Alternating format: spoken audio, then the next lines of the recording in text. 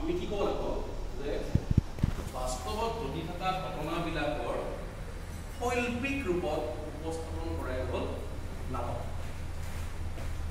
অৰ্থাৎ আৰ্টিষ্টিকলি বাস্তৱৰ ঘটনা এটাকে মঞ্চত উপস্থাপন কৰাটোৱে হ'ল নাটক। যেনে এটা মানুহে এটা মানুহক চৰ মাৰি দিছে, এইটো এটা বাস্তৱ ঘটনা। কিবা এটা কাজিয়া বুজা দিছে, এটা কথা পতাই কাজিয়া বুজা দিছে, গতিকে ধান নহয় সেই কথাটো আমি মঞ্চত কথা আমি দেখো, চালতে মাৰামাৰি নকৰোঁ আমি।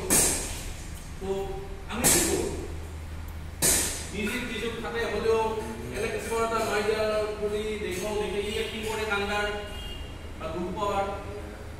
তো সেইটোৱে হৈছে শৈল্পিক ৰূপত উপস্থাপন কৰে। ডাইৰেক্ট আমি কোনো বস্তুৱে বাস্তৱৰ মঞ্চত আমি উপস্থাপন নকৰোঁ, আমি শৈল্পিক ৰূপত তাক উপস্থাপন কৰোঁ কাৰণে সেইটোৱে নাটক। এতিয়া নাটকৰ বেছি কথা হৈছে